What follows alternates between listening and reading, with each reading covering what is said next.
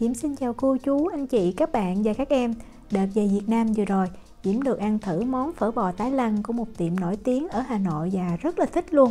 Về nhà Diễm nấu thử thì Diễm thấy ngon quá nên Diễm làm video Diễm chia sẻ công thức. Trong video Diễm chia sẻ rất kỹ cách nấu nước lèo và cách xào thịt bò làm sao cho thiệt là thơm ngon. Cách nấu như thế nào thì bây giờ mình cùng vào bếp làm món phở bò tái lăng này với Diễm nha. Đầu tiên mình đi nấu nước lèo phở trước nha. Để nước lèo ngọt thì mình cần xương, và xương ở đây mình dùng cái xương bò, xương ống hay là xương sườn đều được ha. Xương này thì Diễm mua loại đông đá bán trong tiệm Na Uy luôn. Mình để cho xương tan đá hoàn toàn, mình cần 1 kg nha. Sau đó mình mang xương này mình đi rửa từ 2 cho tới 3 lần nước ở nhiệt độ phòng nha, không dùng nước lạnh, tại vì mỡ bò nếu mà gặp nước lạnh thì nó sẽ đông lại, mình rửa không có được sạch.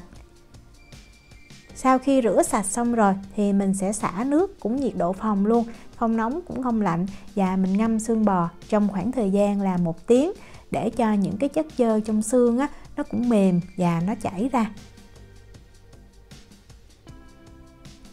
Sau 1 tiếng thì bây giờ mình vớt xương ra, mình để xương cho ráo ha.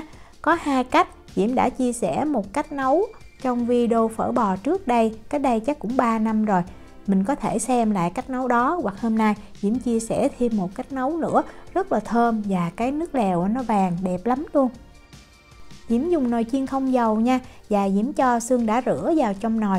Nếu mà mình không có nồi chiên không dầu mình cũng có thể dùng lò nướng ha. Hoặc là nếu mà mình có bếp than, lửa than thì mình hơ xương này trên lửa than cũng được luôn. Nhưng mà chú ý đừng làm cho xương nó bị cháy nha.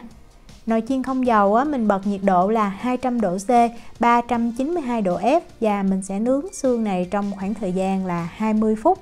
Nếu lò nướng thì mình nên bật 240 độ C nha, thời gian cũng gần như tương đương.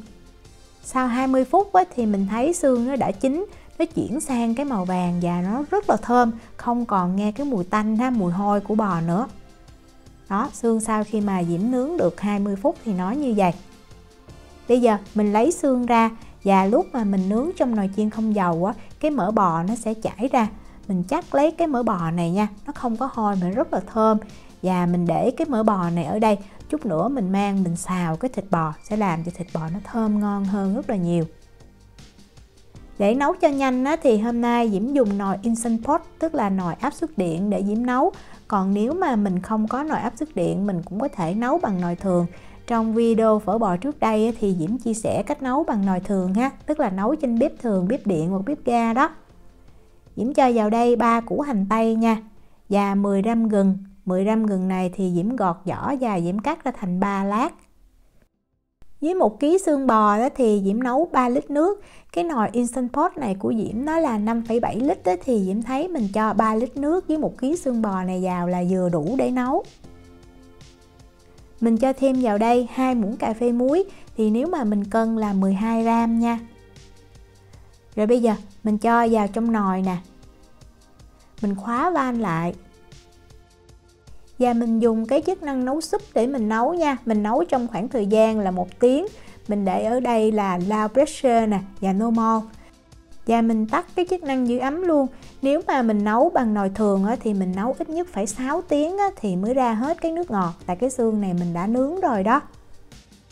Sau khi nấu xong 1 tiếng thì mình có thể xả van, hoặc là mình để cho cái van nó hạ tự nhiên. Diễm thì Diễm để cho nó tự hạ luôn, thì thời gian chắc cũng khoảng 1,5 tiếng đó. Đó, mình thấy van nó đã hạ xuống. Thì mình mở cái khóa ha, rồi mình mở nắp ra, mình xem ở đây. Tại quay phim cho nên là mình không có thấy được cái nước nó vàng như thế nào.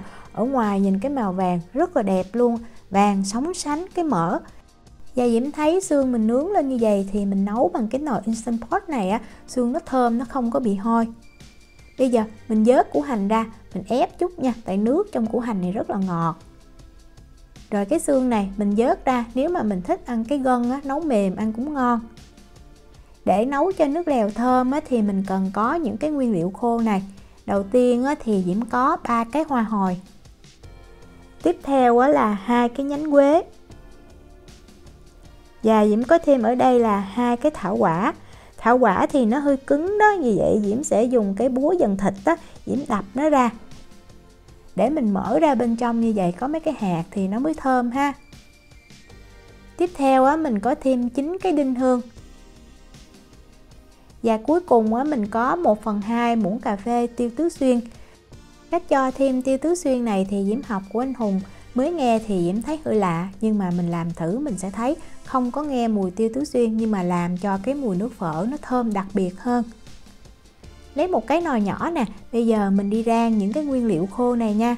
Đầu tiên á, mình cho 3 cái hoa hồi và 2 nhánh quế vào mình rang trước. Mình để lửa trung bình ha, mình đảo đều cho tới khi mình thấy hoa hồi và quế nó thơm là mình nhắc khỏi bếp, mình đổ ra liền.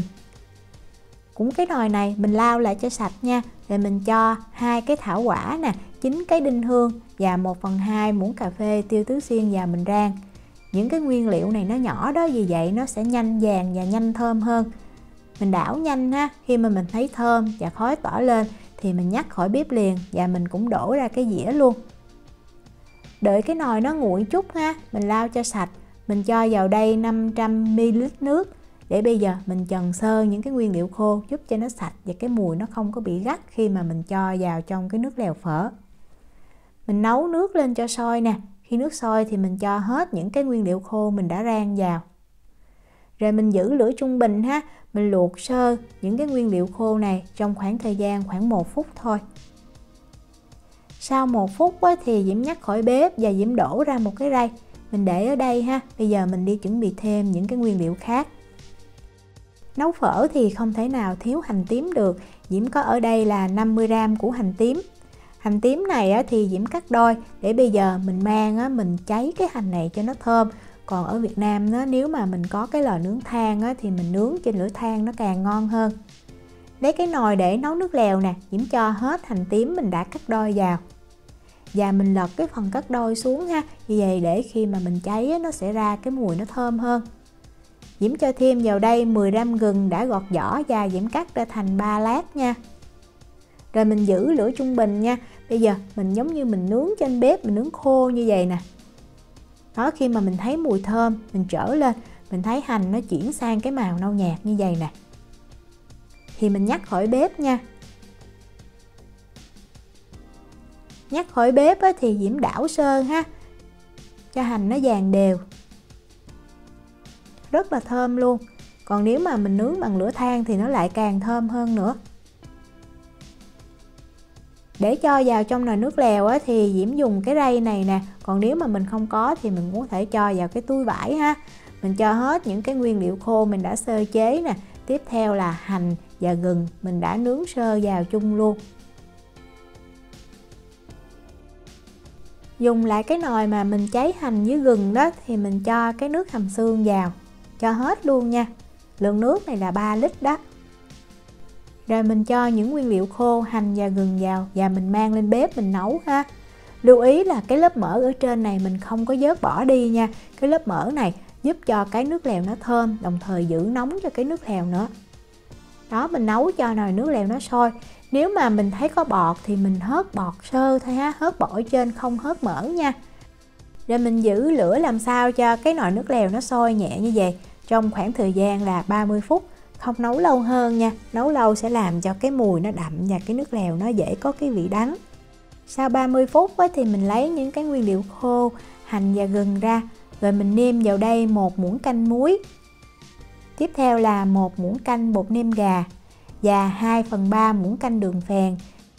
Diễm nêm nếm như vậy thì Diễm thấy rất là hợp khẩu vị của nhà Diễm, với tu nhà Diễm nó ăn mà nó khen lắm luôn. Lúc này nếu mà mình nếm mình thấy cái nước lèo nó chưa có đậm đà và chưa có cái vị ngọt đâu. Nhưng mà khi mà mình cho thêm thịt bò vào thì Diễm thấy nước lèo nó sẽ đậm đà hơn, nó thơm, nó ngọt thanh, rất là ngon luôn. Để nồi nước lèo giữ nóng ở đây, bây giờ mình đi chuẩn bị thịt bò nha. Để làm món phở bò tái lăng này thiệt là ngon thì thịt bò rất là quan trọng. Mình mua thịt bò thăn chuột là Diễm thấy ngon nhất. Và khi cắt thì mình cắt ngược với thớ thịt. Nếu mà có gân hay là mỡ thì mình bỏ đi nha. Mình chỉ lấy thịt thôi. Đây là 500g thịt bò mà Diễm đã cắt lát rồi. Mình cũng đừng nên cắt quá dày hoặc là quá mỏng cũng không có ngon. Bây giờ mình nêm vào đây 1 muỗng cà phê bột nêm gà và 1 muỗng cà phê nước mắm. Nước mắm Diễm dùng là 30 độ đạm. mình nêm không có đậm đà, nhưng mà mình nêm để cho thịt nó có vị á, khi mà mình xào lên nó sẽ ngon hơn. Đeo bao tay vào, nhẹ nhàng á, mình trộn, mình bóp cho thịt bò nó thấm đều gia vị. Rồi bây giờ mình để thịt bò ở đây nghỉ 15 phút là mình có thể mang mình đi xào được. Cái món phở bò Thái Lan này thì không thể nào thiếu hành lá được nha. Hành lá rất là nhiều luôn á, hành lá nhiều ăn mới ngon. Và tùy mình thích á, mình dùng cái đầu hành trắng cũng được, Diễm thì Diễm thích dùng cái hành xanh này thôi. Và mình cần 200g ha. Và hành lá này mình không cắt nhỏ, nhưng mà mình cắt xéo nó ra như vậy. Và cái độ dài nó khoảng 1 lóng tay. Khi mà Diễm ăn ở Hà Nội thì Diễm thấy giống như bào vậy luôn, nhưng mà Diễm thấy mình cắt như vậy nè, ăn còn giữ được cái độ giòn rất là ngon. Ngoài hành á, thì mình cần thêm một chút ngò nữa, không nhiều nhưng mà cần có ngò thì khi mà mình ăn mới thơm ngon được. Ngò thì mình cần 20g và ngò mình rửa sạch, sau đó mình cũng cắt nhỏ nha. Rồi mình cho chung vào với hành như vậy. Mình trộn hành với ngò lên cho thật là đều. Để sang một bên, bây giờ mình đi chuẩn bị bánh phở. Bánh phở nếu mà ở Việt Nam thì mình mua bánh phở tươi rất là ngon, nhưng mà mình ở nước ngoài thì đa phần là dùng bánh phở khô. Hôm nay Diễm dùng thử hiệu Ba Cây Tre này thì Diễm thấy cũng được. Để luộc bánh phở khô á, thì mình bắt một cái nồi nước sôi, sau đó mình cho bánh phở khô vào. Và bánh phở khô này á, theo cái hướng dẫn á, thì ghi là luộc 5 phút, nhưng mà Diễm thấy 5 phút á, nó chưa có được mềm, vì vậy Diễm luộc thêm 2 phút nữa, tổng cộng 7 phút á, thì Diễm thấy cái bánh phở nó ngon hơn. Mình nên ăn thử nha, khi mình thấy bánh phở nó vừa mềm vẫn còn độ dai thì mình đổ ra và mình xả lại nước lạnh, mình tơi ra như vậy, rồi mình để chút nữa mình nấu sau. Để xào thịt bò cho thơm ngon thì mình cần có thêm những cái nguyên liệu này. Đầu tiên á, Diễm có một củ hành tím băm nhuyễn, Diễm cân được 8g. Tiếp theo là 4 cái tép tỏi băm nhuyễn, Diễm cân được 15g. Gừng á, thì mình cần 5g, mình gọt vỏ và mình cắt nhỏ như vậy. Và thêm một cái nguyên liệu nữa, đó chính là 5g cần tàu. Cần tàu ở Việt Nam á, còn gọi là cần ta. 5g không có nhiều, nhưng mà có cần tàu này á, làm cho thịt bò khi mà mình xào lên cái mùi nó thơm rất là đặc trưng luôn. Mình lấy cả cuống và lá luôn nha. Mình cắt cho thiệt là nhỏ, cắt nhuyễn ra, giống như là mình băm hành tỏi vậy đó. Bây giờ mình đi xào thịt bò. Để xào thịt bò thì mình dùng cái chảo to, như vậy mình xào mới dễ và thịt bò nó mới chín đều. Đây là mỡ bò mà hồi nãy mình nướng xương bò đó, Diễm đông ra đây được 3 muỗng canh. Còn nếu mà mình không có cái mỡ bò này thì mình thay bằng 3 muỗng canh dầu ăn. Mình bật cái lửa lớn nha. Rồi bây giờ mình lấy hành và tỏi nè, mình cho vào trước. Lưu ý là mình để cái lửa lớn nhất luôn. Mình đảo hành tỏi thiệt đều và mình thấy cái mùi thơm, không phải vàng nha, tại nếu mà tỏi vàng nó dễ bị đắng đó. Thì mình cho gừng nè, tiếp theo mình cho cần tàu và 1 muỗng canh dầu hào. Rồi mình giữ cái lửa lớn và mình xào những cái nguyên liệu này, đảo nhanh nha, khoảng chừng 15 giây để cho những cái nguyên liệu này nó thiệt là thơm. Thì mình lấy thịt bò cho vào.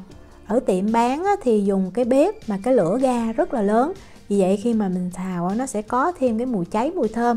Ở nhà thì mình không có xào được như vậy, nhưng mà Diễm thấy với cách xào này thì thịt bò cũng đã rất là ngon rồi. Đó, mình đảo thiệt là đều, thời gian xào nhanh lắm nha, khoảng chừng 45 cho tới 50 giây. Mình chỉ xào cho thịt bò nó chín khoảng 70% là được, tại chút nữa mình còn cho vào cái nước lèo nóng thì thịt bò nó chín thêm. Mình đừng có xào chín quá thì thịt bò nó khô không có ngon.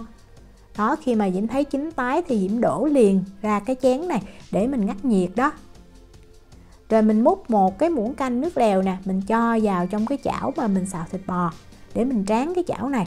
Như vậy làm cho cái nước lèo nó sẽ thơm thêm nữa. Đó, tráng xong thì Diễm cho lại vào trong nồi nước lèo. Vậy là mình đã chuẩn bị xong hết những nguyên liệu cho món phở bò Thái Lan rồi. Thịt bò thì cái phần gừng này mình vớt ra nha, mình không cho vào trong tô phở. Khi ăn thì mình cho bánh phở vào trong tô. Bánh phở này mình có thể trụng lại với nước sôi, hoặc nhà Diễm thì Diễm hay cho vào trong lò vi sóng và Diễm bật 1 phút cho bánh phở và cái tô nó nóng luôn, như vậy giữ nóng cho tô phở được lâu. Rồi mình cho thịt bò xào tái lên trên. Với công thức này thì mình nấu được 5 tô, vì vậy thịt bò mình chia ra làm 5 phần nha. Rồi mình cho hành với ngò mình đã cắt, lưu ý là mình cho nhiều mới ngon. Và nước lèo mình phải để cho nó sôi như vậy ha, sôi thiệt là nhiều. Rồi mình múc phần nước lèo trong thôi. Rồi mình chan liền lên tô phở nè, giúp hành chín, đồng thời thịt bò đó cũng chín thêm chút nữa. Và mình rắc tiêu lên trên. Món phở bò Thái Lan thì mình ăn đơn giản như vậy thôi, không có lá quế hay là ngò gai, và mình chỉ có tương ớt kèm theo. Thế này là tùy mình thích nha, nếu mà mình thích ăn cái vị cay. Rất là thơm và hấp dẫn luôn. Để Diễm múc thử cái nước lèo cho mình xem. Trong và khi mình ăn á, cái vị ngọt thanh nè, đậm đà, thơm thiệt là thơm. Nếu mà mình thích có cái vị cay và chua nhẹ thì mình cho chút xíu tương ớt vào nè. Với cách xào thịt bò này á, thì Diễm thấy thịt bò rất là thơm. Khi ăn á, không có bị xát mà nó mềm mướt trong miệng vậy đó. Diễm chúc cô chú, anh chị, các bạn và các em nấu được phở thiệt là ngon. Nếu mà có thắc mắc gì thì cứ để lại lời nhắn hoặc là gửi tin nhắn cho Diễm. Diễm cảm ơn sự quan tâm theo dõi video rất là nhiều. Hẹn gặp lại trong những video tiếp theo. Chào tạm biệt.